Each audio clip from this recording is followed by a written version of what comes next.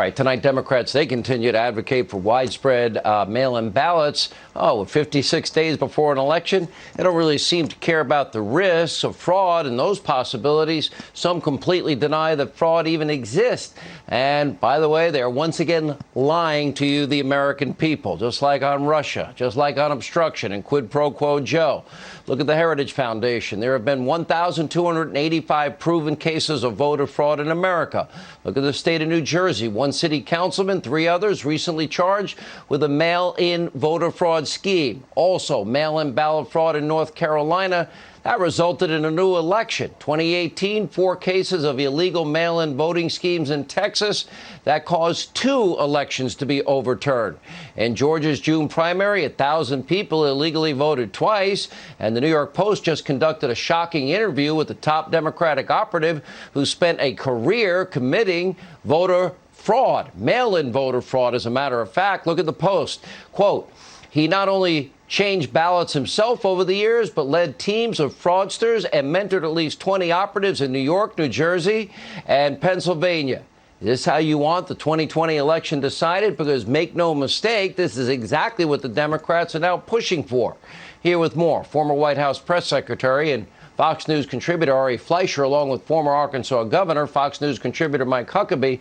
Ari, 1,285, nearly 1,000 convictions. That would say there's a real danger. It is a real danger, Sean, and what we all have to fear on election night is states particularly that have never done it before and now have ballot harvesting. Ballot harvesting is really the biggest problem out there because what it means is it's licensing people from the parties, and it's particularly the Democrat Party that does this, to go out and subject voters to possible intimidation, to collect votes, and if they collect votes from a Republican area, not turn them in, from a Democrat area, round them up and turn them in. There's no accountability. There's no tracing or tracking on these ballots once they're collected. That's a real problem. The other, just to be quick, is states that have deadlines way too close to Election Day to apply for your absentee ballot. You won't get it in time. And then all the lawyers are going to be empowered to demand to count every vote, even the ones that came in after Election Day. I've seen a lot of elections in my lifetime, 33 years in radio governor, and I'm in my 25th year here at Fox. I've never seen an alignment of the left against one person more than this president. Now, we saw it in 2016. How do you read this? I think it's important to note that there's no enthusiasm whatsoever for Joe Biden. It's just that they hate Donald Trump, and they want to do anything they can to keep him from being elected. And frankly, they don't care who gets elected as long as it isn't Donald Trump. But what Ari said, and by the way, I love Ari. I think he's one of the most important and helpful people to the president. He's always spot on, and even his by the way, he's okay, Governor. Right? You know, we kind of like him. You know, he's a great guy. Right. No, he's terrific. I love being on with him. But I wanted to just mention that checks in the mail. You know, in the past, we'll make it a big one. But in the past, we worried about people voting from the graveyard. You know, I have to be honest with you, there were times in Arkansas I used to say that if you can't get the cemetery vote, there's no way you can win. Now it's not a matter of the people who are dead. It's a matter of how many people are going to vote more than once because they're going to get a ballot in a lot of places. They'll be voting people from nursing homes and very senior centers, all sorts of ways.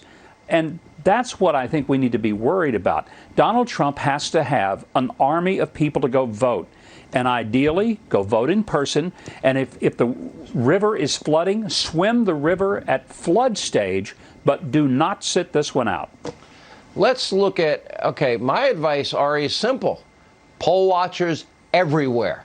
They double checking signatures, making sure, lawyers everywhere. Your thoughts? Yeah, he also needs an army of lawyers. They're going to need an army of lawyers to go up against the Democrat army of lawyers. And I hate this, Sean, because I went through the recount in 2000. This is not good for the country if we have a disputed race. But take a look at what happened in the 2008 race between Al Franken in Minnesota and Norm Coleman. Norm Coleman won on Election Day. And then through Democrat lawyers, they started to engineer every kind of trick in the book, change that you could find. 25 precincts in Minneapolis had more ballots cast than there were voters registered. And when it was brought to the attention of the judge looking at the recount, he said, there's nothing we can do about it. It's too late. We can't uncount those votes. Donald Trump and the Republicans better have that army of lawyers ready to go toe-to-toe with the Democrat lawyers who are going to try to, ex post facto, change every rule in the book to give themselves the advantage. 30 seconds, Governor. And by the way, we're looking at live pictures of Air Force One at Joint Base Andrews, if right there. Governor? Well, the simple thing is, once again, Ari is right. This is one of the few times that I'm really going to be hoping for lots of lawyers. Normally, I think the fewer the better. But in this case, on Election Day, calling all lawyers who are fair-minded and hopefully Republican, be on the lookout and stand up and be counted. I don't want my lawyers to hear this, but you know what you call a lawyer at the bottom of an ocean. Ouch. All right. Thank you, Governor. Thank you, Ari Fleischer. Coming up, left.